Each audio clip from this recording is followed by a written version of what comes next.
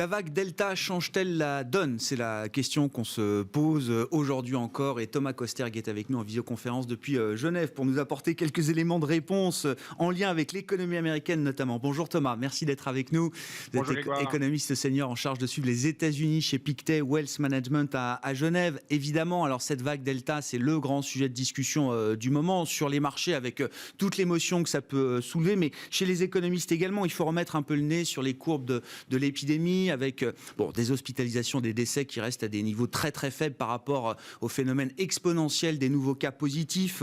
Thomas, certes, cette vague intervient dans un contexte où le taux de vaccination aux États-Unis ou en Europe a atteint quand même des niveaux relativement décents par rapport aux vagues précédentes. Néanmoins, est-ce qu'il faut s'interroger quand même sur un certain nombre de conséquences économiques liées à ce nouveau stress sanitaire aujourd'hui ?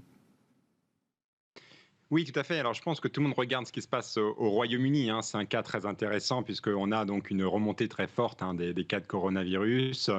On est sur un trend d'environ, on a 50 000 cas d'infection par jour, ce qui est donc très élevé. Mais en effet, comme vous le dites, les hospitalisations et les décès ne montent que de façon très mesurée. Donc, on a un peu quelque part cassé la courbe entre d'un côté les infections et les décès et hospitalisations. Et d'un point de vue de santé publique, vraiment, c'est les hospitalisations qui comptent. Le Royaume-Uni est aussi intéressant pour l'impact sur l'économie. On a un gouvernement de Boris Johnson qui souhaite réouvrir complètement l'économie, puisque le 19 juillet, c'était donc la grande réouverture.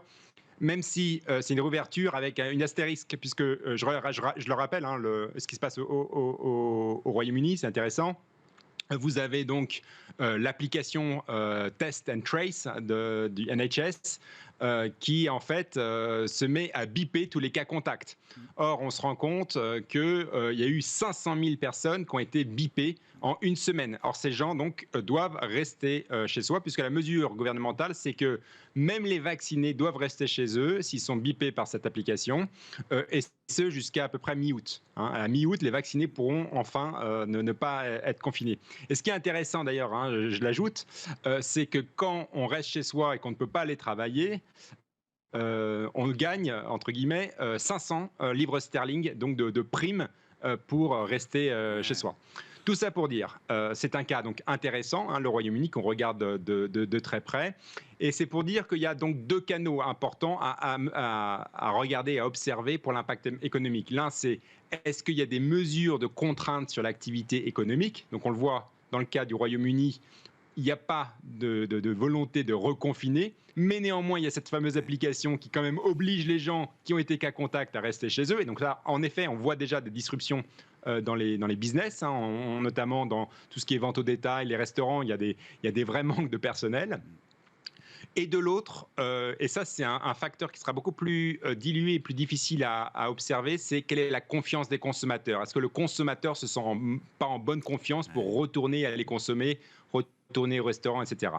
Enfin, en tout état de cause, il est fort à penser que on est dans une économie où certains services vont être durablement affectés. Je pense que maintenant, il faut l'acter, le fait que la pandémie s'inscrit maintenant dans la durée, donc notamment dans les services, dans les loisirs, toutes ces activités qui risquent d'être durablement affectées.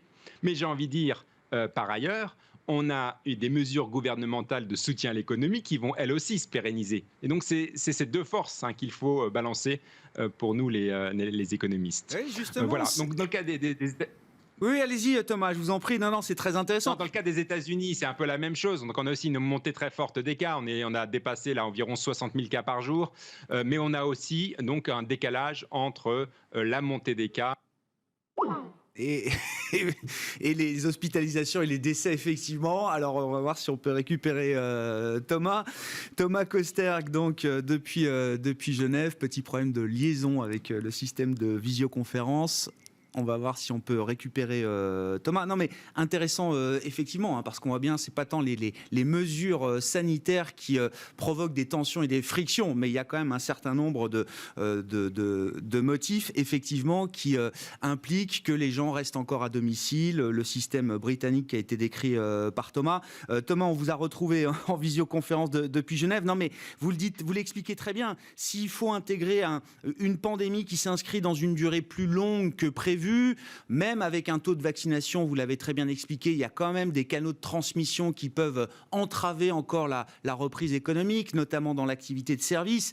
Est-ce que ça peut amener les policymakers à réfléchir différemment, peut-être, hein, puisqu'on était quand même notamment aux États-Unis, dans l'idée qu'on allait devoir commencer à mettre en place des exit stratégies sur les mesures de soutien budgétaire, monétaire qui avaient été apportées. Est-ce que ce temps-là va se décaler également un peu plus loin dans le temps, Thomas ? Alors, en un mot, je ne pense pas, notamment pour tout ce qui est du retrait de liquidité de la réserve fédérale. Je pense qu'il y a une pression qui quand même monte pour commencer à envisager le début de la fin du QE. Hein, je le dis bien, envisager le début de la fin et pas la fin, puisque ça, c'est un processus qui va mettre quand même beaucoup de temps.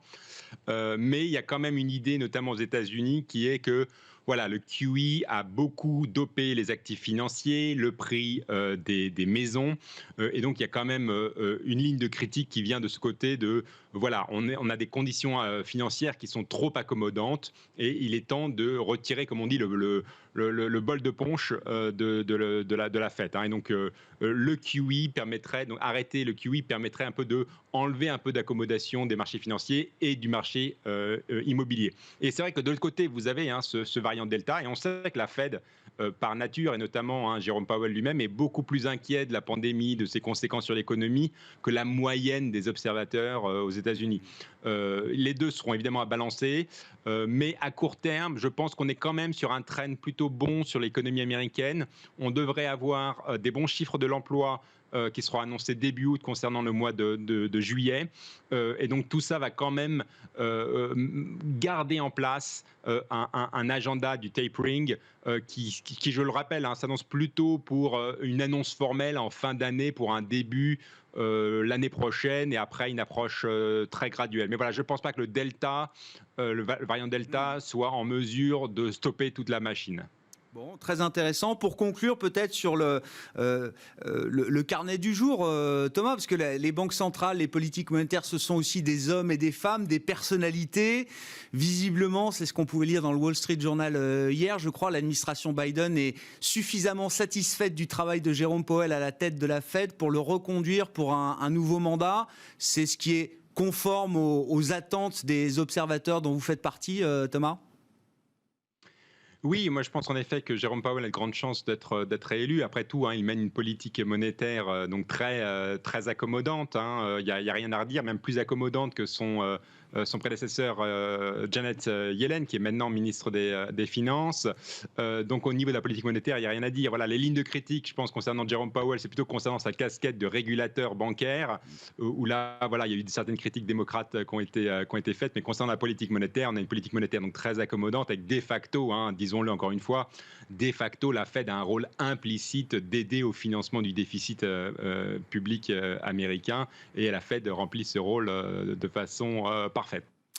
Oui, ça a même été crédité par Janet Yellen elle-même. La Fed fait un bon travail, voilà, en ce moment. C'est le jugement qu'elle a pu émettre ces derniers jours. Merci beaucoup, Thomas. Thomas Koster, qui était avec nous en visioconférence depuis Genève, économiste chez Pictet Wealth Management.